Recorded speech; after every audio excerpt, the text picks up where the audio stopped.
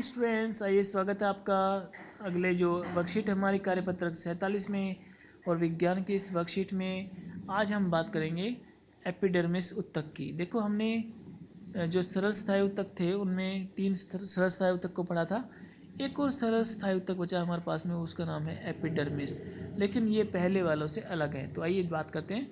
ज्ञान ने पूछा, जिज्ञासा दीदी, एक पौधा अपनी रक्षा किस प्रकार कर पाता है? तो इसका मतलब क्या हुआ बच्चों? रक्षा के बारे में पूछा है तो एपिडर्मिस क्या करेगा? रक्षा करेगा, क्योंकि हमारे टॉपिक का नाम है। तो फिर भी देखते हैं कि जिज्ञासा ने ज्ञान को उस टॉपिक की तरफ किस प्रकार खींचती है अपनी तरफ। तो ज्ञान इस कार्य को करने के लिए पौधों में संरक्षी ऊतक होते हैं जो पौधों की पूरी सतह को ढके रहते हैं। इनका मुख्य कार्य पौधों की रक्षा करना होता है। तो पौधों में कुछ ऊतक ऐसे होते हैं जो रक्षा करते हैं, उन ऊतक को क्या बोलते हैं? संरक्षी ऊतक बोलते हैं। तो बच्चों ध्यान रखना, संरक्षी ऊतक बोलते हैं। यह भी सरल ऊतक ही हैं, परंतु इनका कार्य संभरण ऊतकों से भिन्न होता है। यानी कि जितने ऊतक हमने अब तक पढ़े हैं जो सहायता करते थे पौधों की खड़े रहने में, लचीलापन में, मजबूती में, उनसे ये थोड़ा सा अलग है। यह 3 प्रकार का होता है: एपिडर्मिस, स्टोमेटा और कॉर्क। तो बच्चों 3 जो प्रकार हैं, एपिडर्मिस के बारे में भी हम पढ़ेंगे, स्टोमेटा के बारे में भी और कॉर्क के बारे में। तो आइए जानते हैं सबसे पहले एपिडर्मिस को। एपी का मतलब होता है बच्चों, अगर आप एपी वर्ड देखते हैं तो एपी का मतलब होता है बाहर, और डर्मिस जो वर्ड है, डर्मिस, इसका मतलब होता है स्किन, यानी कि त्वचा या आवरण, जो सबसे बाहर का। इसका मतलब क्या हुआ? बाहर की त्वचा या बाहर का आवरण। यानी कि पौधों में जो विभिन्न अंग होते हैं उन अंगों के सबसे बाहर की जो लेयर होती है, जो आवरण होता है, उसको हम क्या बोलते हैं? एपिडर्मिस बोलते हैं। तो पौधों के सभी भाग जैसे कि फूल, पत्ती, तना, जड़ की बाहरी सतह कोशिकाओं की एक परत से ढकी होती है। इस परत को क्या बोलते हैं? एपिडर्मिस कहते हैं। एपिडर्मिस की कोशिकाएं चपटी होती हैं, यानी कि बहुत पतली होती हैं। यह पौधों के बाहरी भागों पर जल प्रतिरोधी परत बनाता है जो क्यूटिकल कहलाती है। तो बच्चों पौधों के सबसे बाहर की जो सतह होती है जिससे पानी पास नहीं हो सकता, यानी कि जल का प्रतिरोधी जो एक आवरण बन जाता है, उस आवरण को हम क्या बोलते हैं? क्यूटिकल बोलते हैं। मरुस्थलीय पौधों में यह मोम जैसा जलरोधी पदार्थ बनाती है। तो आपने देखा होगा कि जो कैक्टस का प्लांट है जो मरुस्थल में होता है, उसकी सबसे बाहरी जो त्वचा होती है थोड़ी सी वैक्सी होती है। वैक्सी का मतलब मोम की जैसी होती है। वो किसकी वजह से बनती है? क्यूटिकल की वजह से बनती है। क्यूटिकल भी क्या है? एक प्रकार का एपिडर्मिस ही तो है, जो पौधों को जल हानि और परजीवी का से रक्षा करती है। तो ये जो मोम की जैसी बनती है क्यूटीन, वो जल की हानि को भी रोकती है और परजीवी से भी बचाव करती है। एपिडर्मिस की क्यूटिकल वाष्पोत्सर्जन को नियंत्रित रखती है। तो बच्चों क्यूटिकल क्योंकि थोड़ा सा वैक्सी होता है, तो वहाँ से जो पानी निकलता है वाष्प के रूप में, वो कंट्रोल में आ जाता है, यानी कि जितना जरूरत होता है उतना ही निकाला जाता है। जड़ों की एपिडर्मिस कोशिकाएं पानी को सोखती हैं, यानी कि जड़ों के अंदर जो एपिडर्मिस होता है वो जड़ों से जो मिट्टी होती है, मिट्टी से पानी को अवशोषित करने में सहायता करती हैं। इस कार्य के लिए उनमें बालों जैसे प्रवर्ध होते हैं जिनसे जड़ों के पानी सोखने की क्षमता बढ़ जाती है।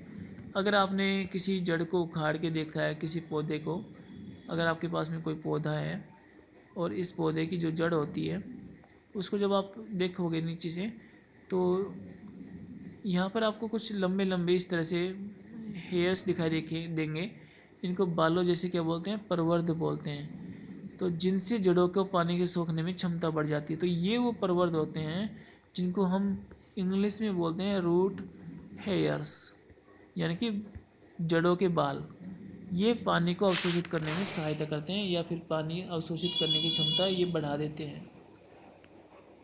तो बच्चों यहाँ पे ना एक चित्र है, इस चित्र को ध्यान से देखिए कि हमने एक क्या किया है कि एक पत्ते की जो अनुप्रस्थ काट होती है, पत्ते की जो काट होती है, उसको यहाँ चित्र में देखा गया है।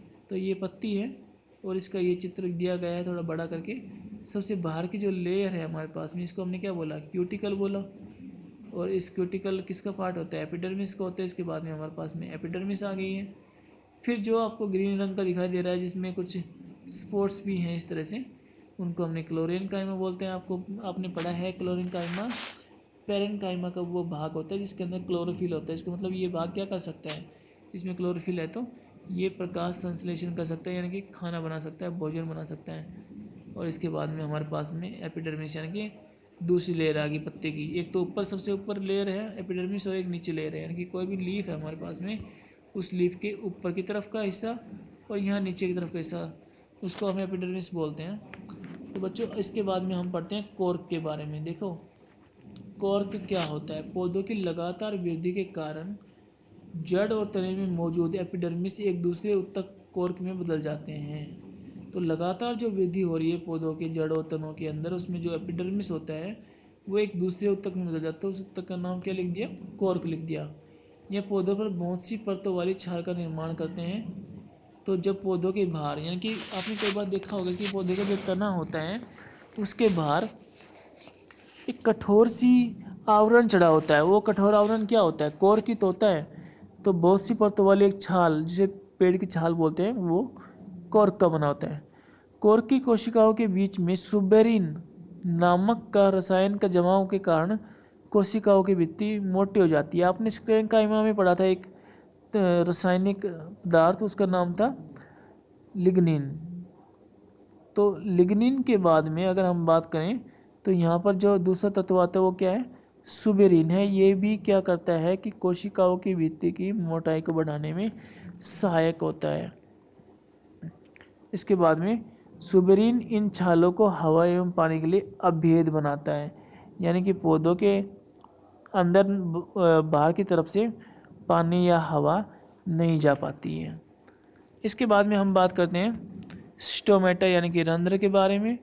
तो ये आपके सामने रंध्र का चित्र भी है और कुछ लिखा हुआ भी है। देखिए पत्तियों के एपिडर्मिस में छोटे छोटे छिद्र होते हैं जो स्टोमेटा या रंध्र कहलाते हैं। कि पत्तियों के बीच में जो इस तरह से आपको संरचना दिख रही है यहाँ पर, ये सारे रंध्र हैं और इसको बड़ा करके दिखाया गया है यहाँ पर। इन्हें वृक्क के आकार की कोशिकाएं घेर लेती है जिन्हें रक्षी कोशिकाएं कहते हैं। तो बच्चों ये जो कोशिकाएं हैं देखो इस तरह से बना होता है। ये मैंने यहाँ पर चित्र बनाया है, चित्र को ध्यान देखना। ये जो कोशिका है इसको हम बोलते हैं रक्षी कोशिका, रक्षी कोशिका। तो रक्षी कोशिका बोलते हैं। तो हमारे पास में यहाँ पर इस तरह से चित्र होता है ऐसे। तो जो बीच का भाग है इसको हम बोलेंगे रंध्र, और ये जो कोशिकाएं हैं इनको हम बोलेंगे रक्षी कोशिका। ठीक है।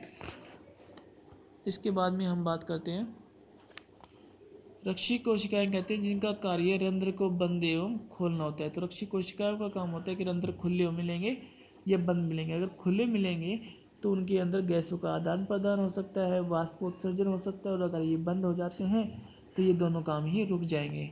स्टोमेटा का कार्य वायुमंडल से पौधों में गैसों का आदान प्रदान और वाष्पोत्सर्जन होता है। तो बच्चों जब रंध्र खुले होते हैं तो उनमें गैसों का आदान प्रदान भी होता है और वाष्पोत्सर्जन भी होता है, और जब रंध्र बंद होते हैं तो फिर ये दोनों काम ही रुक जाते हैं। तो आइए अब चलते हैं अभ्यास की तरफ। सबसे पहले हमसे पूछा गया है संरक्षी उत्तक किन्हें कहते हैं, ये पौधों में कहाँ पाए जाते हैं। तो बच्चों संरक्षी उत्तक की अगर बात की जाए आपको तो यहाँ लिखा हुआ है पौधों के सभी भाग जैसे कि फूल, पत्ती, तना और जड़ की बाहरी सतह पर संरक्षी उत्तक पाए जाते हैं, और ये पौधों की मुख्य कार्य इनका क्या है, पौधों की रक्षा करना है। तो ये पौधों की रक्षा करते हैं और ये यहाँ पर पाए जाते हैं फूल, पत्ती, तना और जड़ों की बाहरी सतह पर। इसके बाद में अगला प्रश्न हमारे पास में आता है कि एपिडर्मिस के कार्य बताइए। तो एपिडर्मिस का कार्य कहाँ है, हमारे पास यहाँ पर होता है कि एपिडर्मिस की क्यूटिकल वाष्पोत्सर्जन को नियंत्रित रखती है। जड़ों की एपिडर्मिस कोशिकाएं पानी को सोखती हैं, और सबसे बड़ी बात कि ये रक्षा करती है पौधों के सभी भाग। यहाँ पर लिखा हुआ है ऊपर पौधों की पूरी सतह को ढके रहते हैं। इसका मुख्य कार्य पौधों की रक्षा करना होता है। तो 3 काम मैंने यहाँ से आपको बता दिए हैं। तो बच्चों इसके बाद में अगला प्रश्न हमारे पास में आता है कि स्टोमेटा पौधों में कहाँ स्थित होते हैं, इनके कार्य, कोई 2 कार्य लिखिए। तो बच्चों स्टोमेटा पौधों में कहाँ स्थित होते हैं? स्टोमेटा पौधों में पत्तियों के एपिडर्मिस में छोटे छोटे छिद्र होते हैं। तो कहाँ पर स्थित हुआ? पत्तियों के एपिडर्मिस में। 2 कार्य बताने हैं, तो गैसों के आदान प्रदान में 1 कार्य और वाष्पोत्सर्जन में 2 कार्य हो गए। तो ये इसका आंसर हो गया। इसके बाद में हमसे पूछा गया है कि कोर्क के सख्त होने का क्या कारण है और इसके पौधे का क्या लाभ मिलता है। तो देखो बच्चों, यहाँ से यह पौधों पर बहुत सारी परतों वाली छाया का निर्माण करता है। कोर्क की कोशिकाओं के बीच सुबेरिन नामक, ये इस पॉइंट को छोड़ देना, सुबेरिन इन छालों को हवा में पाने के लिए अभेद बनाता है।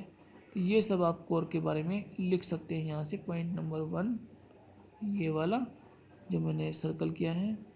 और इसके बाद में हम अगर बात करते हैं ये वाली सुबेरिन वाली। तो बच्चों इस तरह से आपकी वर्कशीट कंप्लीट हो जाती है। इसको लिख के और अपने ग्रुप में शेयर करेंगे। और अगर फिर भी आपको डाउट मिलते हैं तो आप मुझसे पूछ सकते हैं। धन्यवाद।